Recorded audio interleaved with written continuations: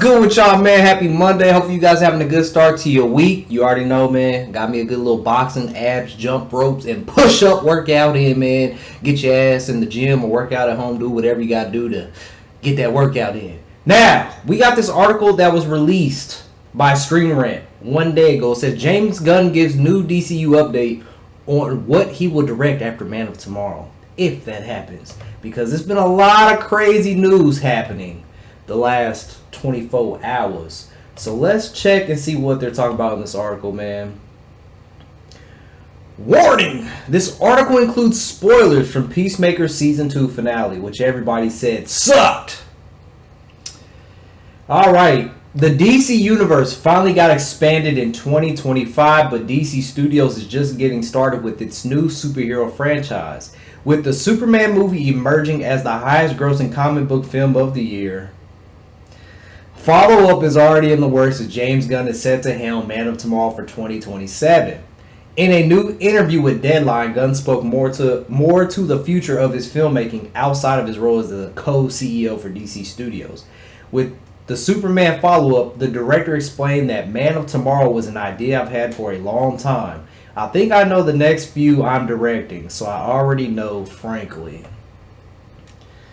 The former Marvel Cinematic Universe filmmaker elaborated that because it's a part of the plan of the DCU, there is one big story. However, he stressed the importance of projects being able to stand on their own. On the one hand, I want everything to be okay to watch by itself. Dude, you just said that you need to watch Peacemaker Season 2 because it connects to Superman. What? Come on, man. He expanded on how Peacemaker Episode 8 and its effect on the larger DCU, including the films he will direct. Gunn said, but also there's a bigger story being told that involves, say, Salvation, and that story involves Rick Flag. It involves Lex and Superman. There's those movies that I'm going to be directing. While he knows what he is directing after the Man of Tomorrow movie, he also made it clear that plans could always change, and we know why. He shared how that's the plan right now, at least. I may get so fucking tired that I can't do it because I'm pretty tired, but we'll see. But there's a plan that I'm going to do a couple more at least. I see the excuses are coming in already. Man of Tomorrow is set to feature David Cornswet and Nicholas Hoult reprising their respective roles as Superman and Lex Luthor. Principal photography is expected to begin in 2026, with other DCU players set to return for the sequel. The ongoing theory is that DC's Brainiac will be the main villain for 2027 entry, but Gunn is keeping those details under wraps. In an interview with Entertainment Weekly on September 26, 2025, he only commented with, but I think we'll hold off from what exactly is happening. With only a handful of projects in Chapter 1 Gods and Monsters that don't already have directors, it's possible that Gunn's future films beyond Man of Tomorrow are a project that haven't been announced yet. The DCU will resume in 2026 with the arrival of HBO Lanterns and the new Supergirl film. I see excuses. He may be tired.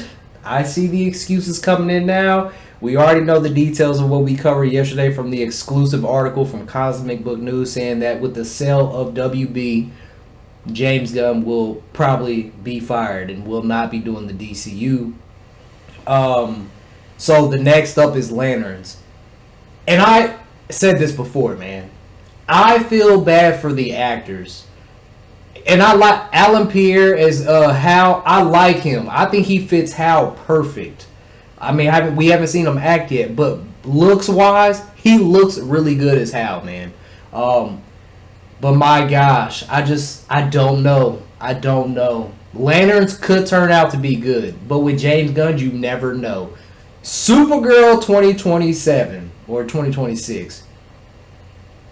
No faith. No faith after what we got in Superman. So this article is talking about, the future really depends on how well people are receiving, these films that are coming out. Well, I can tell you right now, Supergirl's not going to outperform Superman 2025. And Superman 2025 was a box office failure. Forbes came out with the article, and if you calculate the numbers, it lost money. So all this gloating and glazing, Superman was a success, adding DVD sales and all these other things. It was a failure in the box office. If you want to keep that same, thing, go ahead and do the same thing with Man of Steel. Adjust for inflation, over 900 million. Add in DVD sales and all the other sales for merchandise, it's over $1 billion. Superman 2025, you add in everything, it's not going over $1 billion. With everything added in, VODs, merchandise, whatever. It's still not outperforming Man of Steel, no matter how you put it. So, Supergirl 2026 is the next movie to come up. And I said this before, man, like, I was really excited for the movie for the simple fact of Jason Momoa as Lobo. I think he looks like a Lobo. He does, and I like him as an actor. And I got nothing against Millie Alcock. I think she's a good actor. I've liked her in certain things that I've seen her in. But the way she came into Superman 2025 at the end, drunk, calling Superman a bitch, it's just so stupid. It's just stupidity, man. It's just dumb, the direction everything is in. And then James Gunn said in this article, he wants everything to stand on its own to where you can just watch one thing and it's not connected to... Like, what, bro? You literally said Peacemaker was connected to Superman, and people needed to watch Peacemaker for Superman. And then the very first episode of Peacemaker, you got a damn orgy scene. 20 minutes in. You're telling a Superman movie that's kid-friendly, besides a few cuss words, to go watch an orgy scene. Like, come on, man. Superman's coming out of theaters early so we can get everybody to watch Peacemaker, because it all connects. Those aren't my words. James Gunn said those. So, we already know DC is in shambles. You already know I'm not going to watch Supergirl in theaters. I already made my mind up. A couple articles ago that we covered. I'm not going to go see Supergirl in movie theaters. I'm not going to give DC any more of my money. We need change, and we definitely need quality back, because what we're getting is not quality. It's just not. It's just not. Now, if Lanterns come out and Lanterns is actually good, I'll give props. I'll be like, all right, it's actually good. And like I said, I like Alan Pierre as an actor. I think he looks the part of Hal Jordan, man. He's a good actor. But the rest of the DC, man, Supergirl, I'm not excited for. I'm excited only for Jason Momoa's Lobo. Man of Tomorrow, if it even happens. See, there's still a lot of things that have to play out. And there's bids already going for WB, and WB turned down Paramount's bid, their first bid to buy WB. And the article we covered yesterday, or Saturday, if WB gets sold, James Gunn more than likely will not be at DC anymore. So that's why all these projects are being rushed. He's getting his wife all up in it, trying to get everybody a paycheck, which I respect. I would do the same thing. Get your people paid. If you're in a position to help people out and get them paid, why not? You might as well, right? I don't see an issue with that. Get your people paid. I honestly don't have a problem with that, man. You gotta look out for you gotta look out for everybody. I get it. So we know where I stand with DC. I think I know where you guys stand with DC. We are the hashtag restore the Snyderverse and hashtag release the Ayer cut. And we already know. We covered it Saturday. If DC is sold, or WB is sold, and they reboot the franchise, fans are not going to like it. They're not. They're not going to like it, because this is just another James Gunn repeat. Sure, the content could be good, better than James Gunn's, but you're rebooting another reboot, which we didn't even get to finish the main universe that the majority of fans want to see.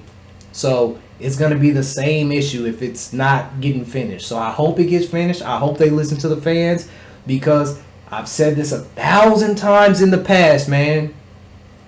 If you just course correct, let Zack Snyder finish this stuff, give the fans what they want, us fans will be so happy to welcome a new universe and give it a shot. We would. I even said this with James Gunn's universe before the movies came out.